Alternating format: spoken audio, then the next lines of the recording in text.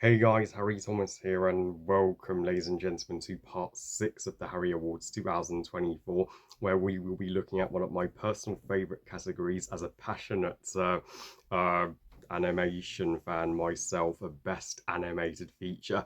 And 2023 was a true alpha and omega year for animation. Uh, I mean, uh, especially for Sony Pictures Animation, who, uh, well, have helped us forget about the Emoji Movie entirely with their uh, uh, animation landmark sequel last year. Heck, it was even a golden year for Disney, being Disney's 100th anniversary, and they got to celebrate with Once Upon a Studio and a Wish. So weren't we blessed in 2023. So without further ado, here are the 5 nominees for Best Animated Feature.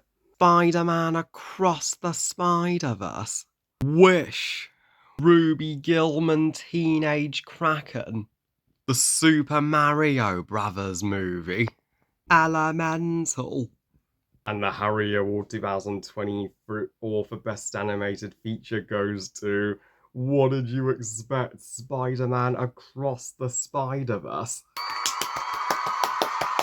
Yes, Disney may have well celebrated their 100th year. Yes, Pixar may have finally had the box office success in the 2020s they deserve with Elemental.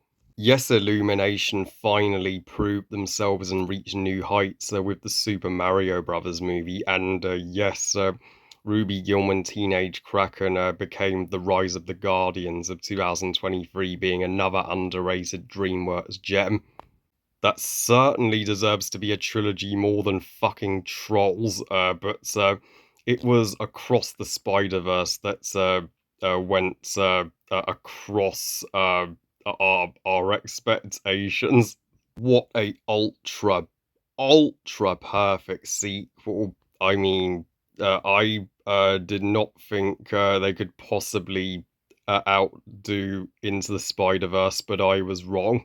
The animation is ultra mesmerizing. I mean, uh, I cannot stress enough how uh, good the visuals are, and I have not seen The Boy and the Heron, but I don't know how that movie could have beaten this for best animated feature. As there's the action sequence with Miles uh, uh, Miguel on the train in the spider realm. From what I heard, took 4 years to animate. That's why Sony took 5 years to make the sequel after the first, so that it could uh, live up to expectation. Gwen totally steals the show here even more than she did in Into the Spider-Verse, and she feels like the main character as much as Miles does here. As she has a point in every universe, whenever a Spider-Man falls for Gwen Stacy, it ends in tragedy. So let's pray this time in Beyond the Spider-Verse that her and Miles' story can be concluded positively, and Miles truly breaking the laws of the Spider-Verse to do what he think was right was so shocking and led to him discovering an alternative universe with a different Uncle Aaron and even a Miles from a different universe. I mean, uh, now I know how Star Wars fans felt having to wait so freaking long for the cliffhanger from Empire Strikes Back to be resolved back in the 80s. That's how pumped that cliffhanger got me, as well as the underrated music scorer, which was unjustifiably snubbed of Best Original Score. How the Flying Monkeys did Dial of Disaster's bland ass nothing score get nominated over this incredible score makes all the other Spider-Man movies that came before it pale in comparison. Uh, yeah, so being the longest animated movie ever made at 2 hours and 15 minutes, that's how ambitious it gets.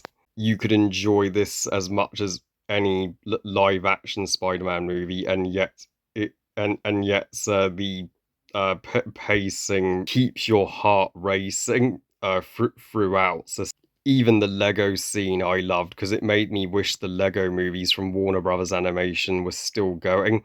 And the Spider Universe was literally Spider Man mania. Any Spider Man fan will feel like they have gone to Spider Man heaven with this movie. So, yeah, this is truly peak Spider Man uh, and peak animation as a whole. I'm proud to call Across the Spider Verse the best animated feature of the Harry Awards 2024. So hugest congrats to Across the Spider-Verse for taking home Best Animated Feature. And after this, Beyond the Spider-Verse, when we finally guess it, could, well, exceed our expectations to infinity and beyond, guess it.